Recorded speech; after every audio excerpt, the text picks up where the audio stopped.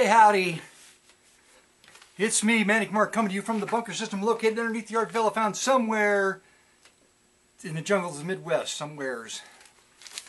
It's record day. Fancy that. Record day.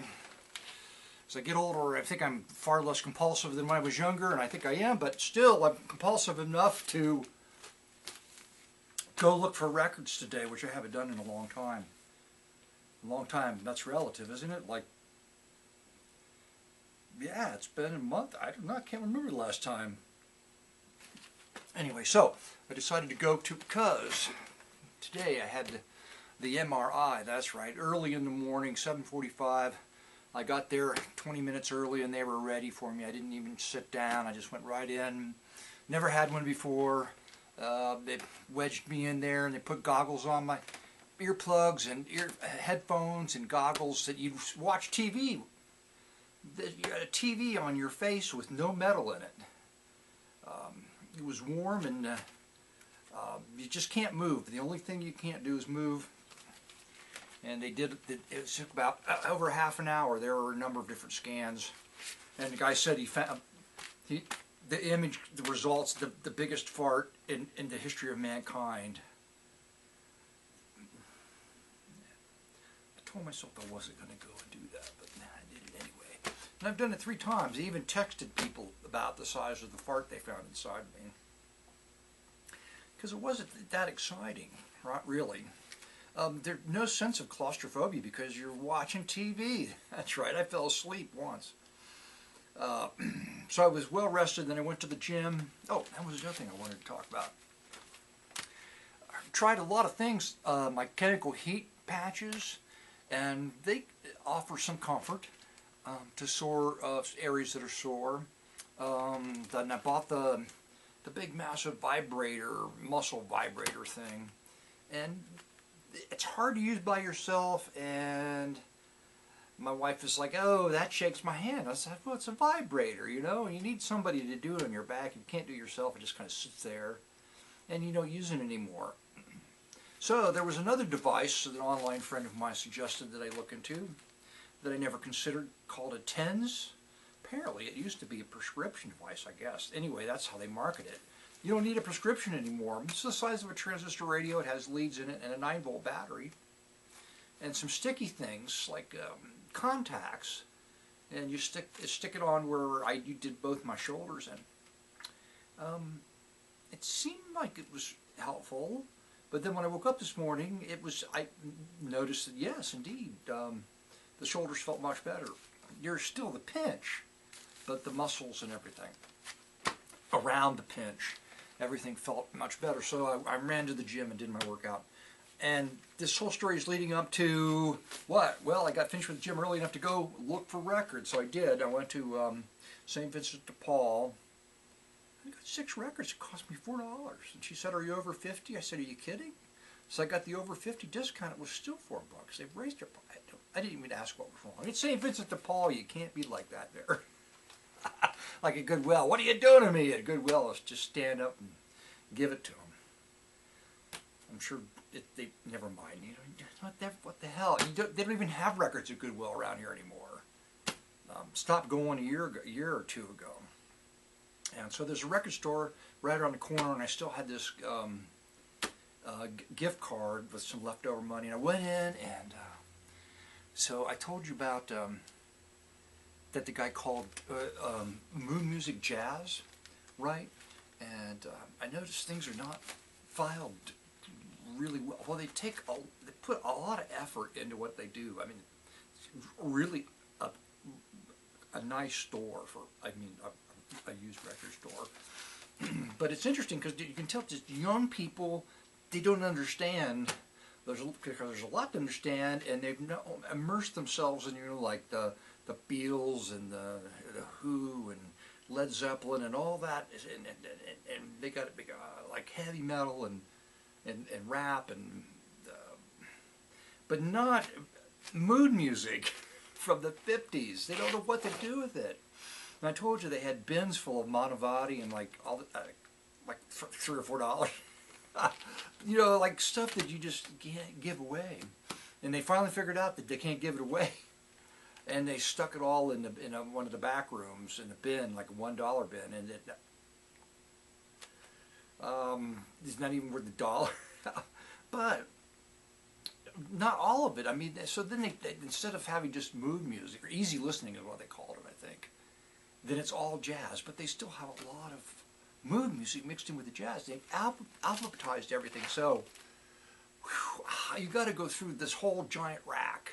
It's okay because it's, you know, jazz, and I would probably go through. I would go through the whole thing anyway, but it just makes it really. It's not like, you know, exotic. It's not like Subjects, and I guess that's kind of more the way I like to look for things. So things are mixed up there.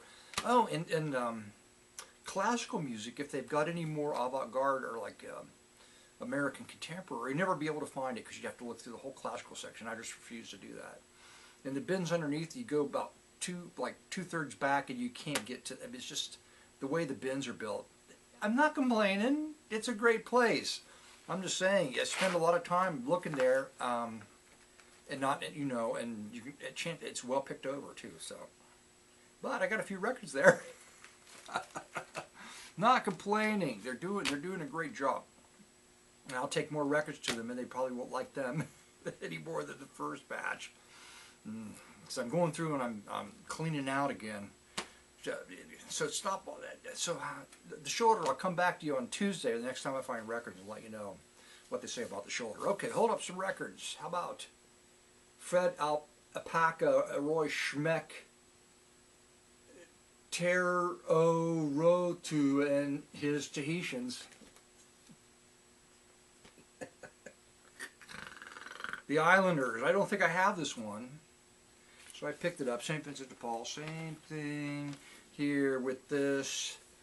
The Nation's Top Tunes. I recognize the photograph, but they may have used the cover art and put some other guy in there, like this case, Algeria, wherever he is. Stupid Cupid, Gingerbread.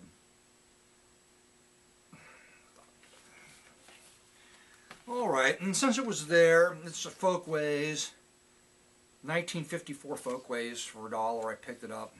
It's a library record from somewhere. Oh, where? It's the McCarthy Tesler School Library out of Spartanburg, South Carolina, made its way up here. It's Pete Seeger singing American folk songs for children. I thought that could have some rarity, so I picked it up. And oh my God, I found this. Too bad I couldn't find a whole handful of stuff like this, and I've already got it, but this could be a better copy. In fact, it's in stereo. Maybe the one I've got is mono. Anyway, it's Don Rocky and his orchestra, bongos, Gershwin with bongos.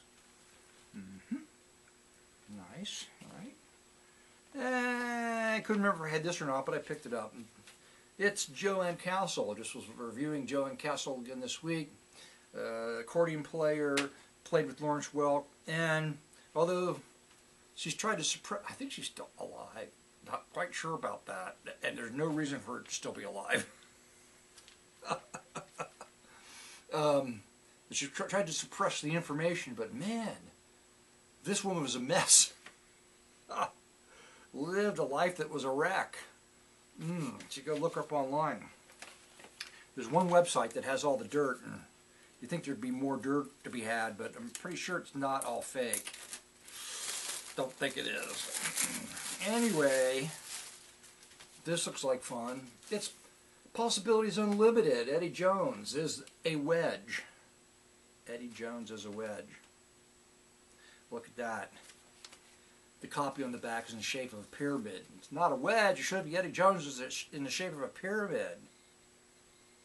Is this religious? I guess it is. Didn't know that. That's okay. It's a great photograph. That Eddie on the front cover.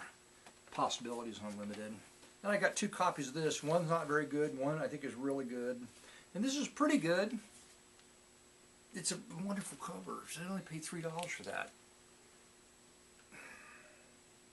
It's probably common enough maybe, but still, 1956 compared to the rest of the prices in the store, pretty nice. I picked it up because I couldn't remember. And I already have a copy of this, but I couldn't remember. This is stereo, and I think the one I've got maybe is some cover issues like Ringway or something. It's a creepy cover, but it's Richard Heyman, a harmonica player, 1974, doing covers of movies like Ruby and the theme from The Exorcist, which I think this is why this. Creepy art. This was a fun cover. Very colorful. Parish, composed and conducted by Max Steiner. Troy Donahue and Claudette Colbert. Carl Madden. Very colorful. This is a terrific cover. I do not have it. Almost positive I don't have it. It's local, manufactured on Wright Records out of Cincinnati, Ohio. The True Gospel Trio. Great photograph of some guy in the back. Who is he? I don't know. But it was recorded in Big Stone Gap, Virginia, and then shipped up here to Wright Records to be pressed. And I don't think I have this one. I haven't paid too much money for it, but it was very clean, really clean, and a very nice photograph on the cover. Looks nice. I don't think I had this. I felt like I paid too much money for it. The record store, you know, and they put a chop in it, they chop the corner off, they put a mark. This or a hole, like a drill hole, like a bullet hole, usually are on the corners. But this, a record store drilled a hole right through the center of this. It's to denote discount. A new record that was sold at discount. I don't know why they had to do that unless they were worried about people bringing something back. And you know, I don't know. Anyway, but it's a good cover, and it's a Sounds Orchestra. They're very popular. Good Morning Starshine, Classical Gas, and Aquarius. There's some Louie. There's some interesting titles on there. And I couldn't remember I had this one, but the cover was so fabulous and it was only $1. So I picked it up. I brought it home. Stanley Black, red velvet. And here, we'll just tear this off. I should have did it when I was out there. But it adds action to the video when I do that.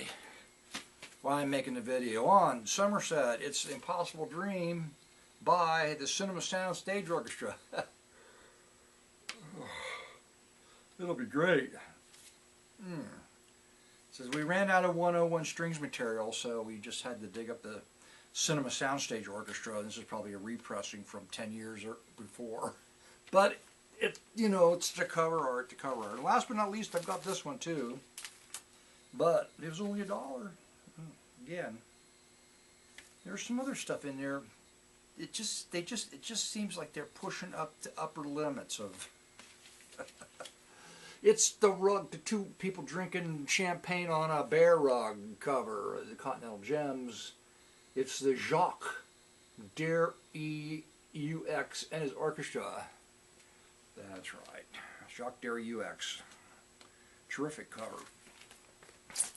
That's it. That's all she wrote. So I got my workout in, felt pretty good. And I only was able to ride the bike for 45 minutes because I felt compulsion to go look for records. I was tired. I couldn't force myself to do the last 15 minutes with those two things, like two devils on my shoulder. Look for records. Don't finish your workout. Ow. So I think I get some surgery on that anyway. Just taking up time now. Go upstairs and put that electric thing on your shoulders. I swear, I think it was beneficial. Anyway, I should have brought it down with me, and I didn't do it. I need more visual aids down here when I make videos.